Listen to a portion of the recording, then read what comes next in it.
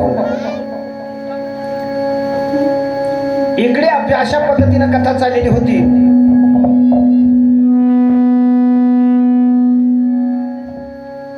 Hello की या पद्धतीनं आपल्याला काय करायचं.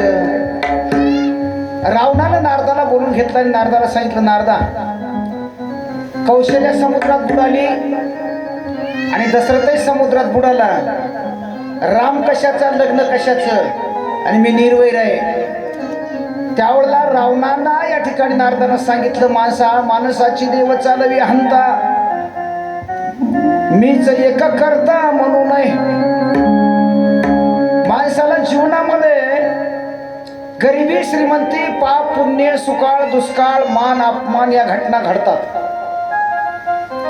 गरिबी आली म्हणून लाजायचं नाही, श्रीमंती आली म्हणून माजायचं नाही, सत्ता आली म्हणून गाजवायचं नाही. वृक्षाचेही पान हरे, ज्याची सत्ता असा तो भगवान परमात्मा आहे. उगा माणसाने अभिमान करू नये. दशरथ राजाचं आणि कौशल्याचं लग्न लागलेलं आहे. लग्न लावून दक्षिणा घेऊन मी इथं आलोय. कुठं बाळापुराव लग्न लागलं. मला असं कसं हो, मला देवबाप्पा करामध्ये दिसायले थोडं. आणि पुन्हा राजा रावणाला द्वेष आला आणि राजा दशरथाला मारण्याच्या निमित्ताने सैन्य घेऊन गेला. सैन्य घेऊन जात असताना नारदाने रोखले, रावणा 4 दिवस वाच. त्या दशरथातूनच राम जर प्रकट झाला तर 4 दिवस जगायचा, ते आज मरून जाशील.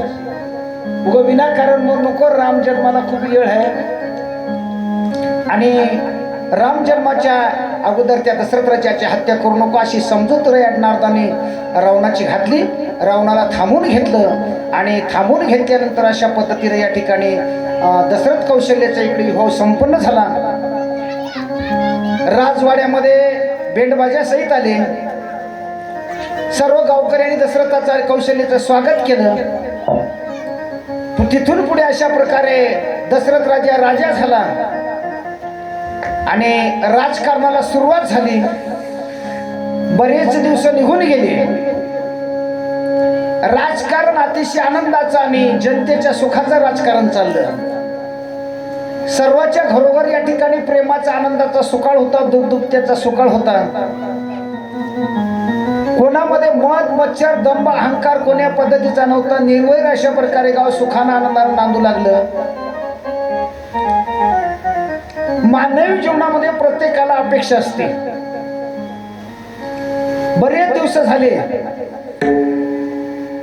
पण या ठिकाणी राजा दशरथाला पुत्र नव्हता. लग्न होऊन बरेच दिवस झालेले होते. तर प्रत्येक मायबापाला किंवा प्रत्येक परिसराला त्याची चिंता असते, होय याचं लग्न होऊन वर्ष झालं, 2 वर्ष झालं, कसं काय झालं. इकडे जावं, तिकडे जावं, वैद्य करावं, दोरेगंड करावं, दवाखान्यात जावं, हे करावं, ते करावं, काहीच नाही. काय करावं या उद्देशानं आपली संतती पुढे वाढली पाहिजे. या उद्दिष्टानं या ठिकाणी सभा भरवली. चांगल्या पद्धतीचा आनंदाचा जयघोष चालला. दशरथ राजाचं वय जवळपास काळ्या केसाचं पांढरी केसापर्यंत आलं, तरी पुत्र संतती नव्हती. दशरथ राजा चिंतातूर होता, मायबाप चिंतातूर होते. आणि अशा अवस्थेमध्ये वचिष्ठांना या ठिकाणी बोलावून घेतलं राजगादीवर. आणि कुलगुरू वचिष्ठांचा मुलगा तिथे आला आणि त्याची वचिष्ठांची पत्नी देखील आली. त्यांचा आदर सत्कार राजा दशरथाने केला, स्वागत केलं. आणि स्टेजवर अशा प्रकारे पत्नी आणि मुलगा चांगल्या पद्धतीने थांबलेले असताना कुलगुरू वचिष्ठाचा मुलगा या ठिकाणी रडू लागला. आता रडण्याचं कारण असतं महाराज. काही लेकरं भुकेपायी रडतात, काही लेकरं स्वभावानेच रडके असतात. म्हणून त्या रडक्या लेकराचं ना लडकं कोणी ठेवते, कोणी बोंबलं ठेवते, कोणी किरकिर ठेवते. त्यावेळेला दशरथ राजांच्या नगरीमध्ये त्या कुलगुरू वचिष्ठाचा मुलगा रडत असताना काही केले तरी थांबत नव्हता. त्यावेळेला अनेक मंत्र उपचार केले, औषधे आणल्या, दूध आणलं, चहा आणलं, काय काय जे आणायचे ते आणलं, पण या ठिकाणी ते रडणं त्याचं थांबत नव्हतं. त्यावेळेला आई या ठिकाणी त्याला उठवून या ठिकाणी चांगल्या पद्धतीचे उपचार करून थकवती, रडलं थांबत नव्हतं. त्यावेळेला त्याची आई हैराण झाली आणि मनाच्या ठिकाणी विचार करू लागली आणि बोलू लागली. काय करावं म्हणली माय, लेकराला त्याची दिष्ट काढली, लेकराला गोळी पाजली, लेकराला दूध पाजलं, लेकराचे नाना उपचार केले, पण लेकरू रडायचं थांबत नाही. काय करावं म्हणून तिनं तिथं गायला सुरुवात केली. रडते माझे बाळताने समजावी तारा हिना, रडते माझे बाळताने समजावी तारा हिना,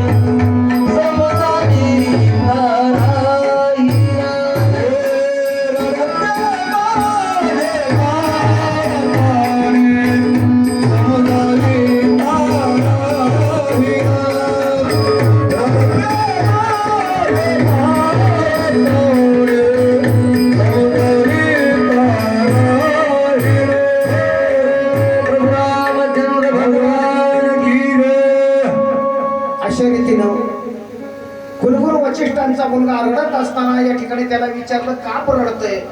एका तज्ञानी सांगितलं महाराज वशिष्ठाला मुलगा आहे.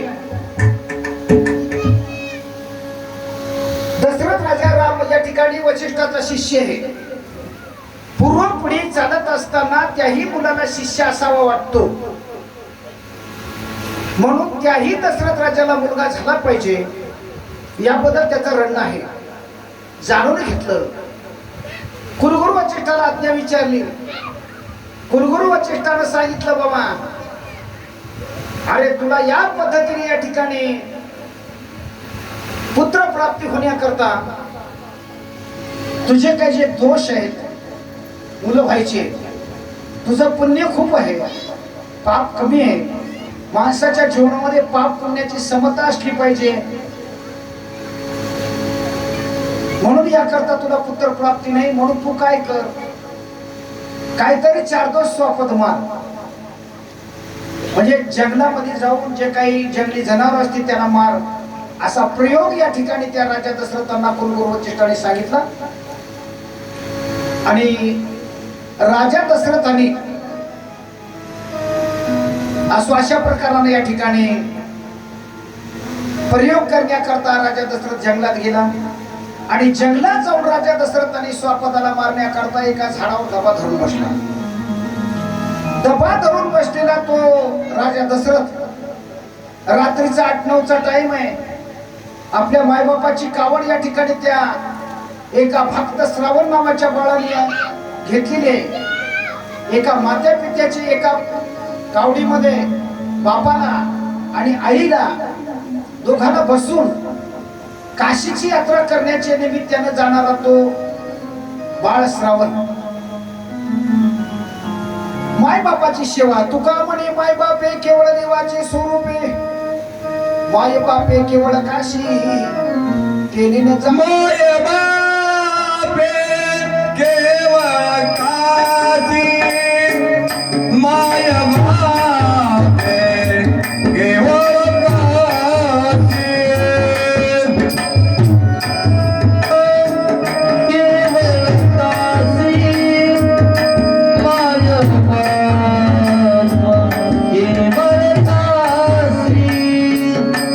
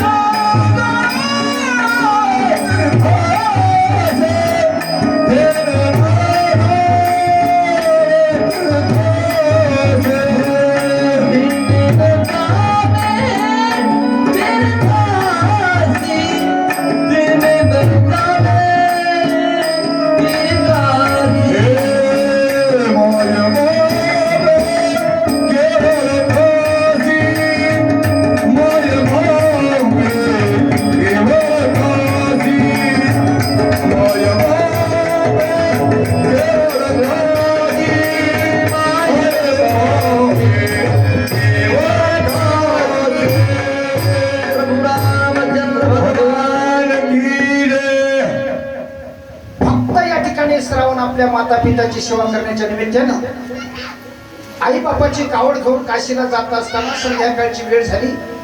तहान लागली. नवरात्रीचा 9-10चा टाइम आहे. म्हातारे वार्धक्य आलेले 80-90 वर्षाचे आई वडील पाणी मागतात. श्रावण बाळ पाणी आणण्याच्या निमित्ताने एका तलावावर जातो. दबा धरलेला दशरथ राजा त्याच्यावर अचानकपणे त्या कमंडलूचा गुडगुड आवाज येतो. हे जाऊन आवाजाच्या दिशेनं धनुर्धारी असलेला वीर तो दशरथ आपला बाण सोडतो आणि बाण आवाजाच्या दिशेने जातो आणि बाण श्रावणाच्या छातीत लागतो. सर्व सुटलेला बाण राजा दशरथांचा श्रावणाच्या छातीत घुसला. श्रावणाने किंकाळी मारली. ईश्वरा, हे भगवान परमात्मा, धावत ये ईश्वरा, धावत ये ईश्वरा. प्रभूचं चिंतन केलं, ईश्वराचं चिंतन केलं, किंकाळी फुटली आणि तो श्रावण नावाचा मुलगा तळ्याच्या काठाला येऊन पडला.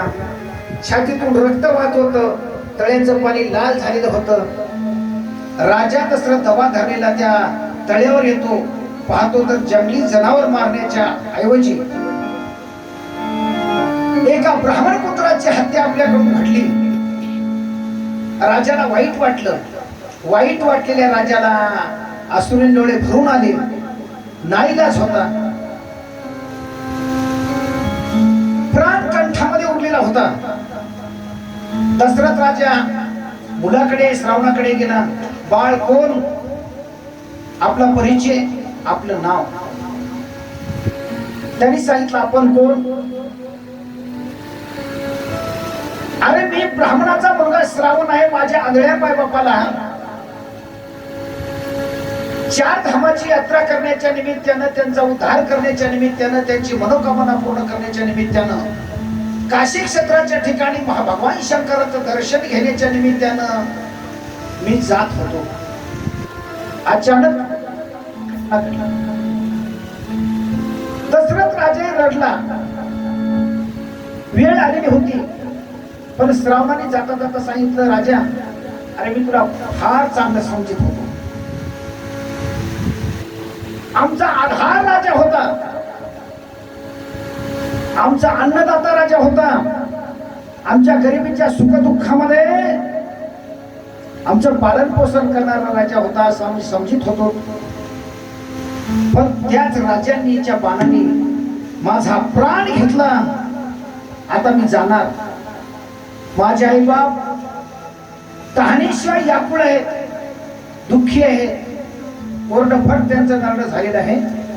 तरी शेवटची विनंती संत जनी परिसावी, लागोनिया पाया विनवितो तुम्हाला. राजा पायापुढे विनंती करून सांगतो की माझ्या आगळ्या मायबापाला पाणी पाजवण्याचा प्रयत्न कर. एवढा करा उपकार, एवढा उपकार करा, माझ्या मायबापाला पाणी पाजवा आणि एवढं तरी कृतार्थ व्हा.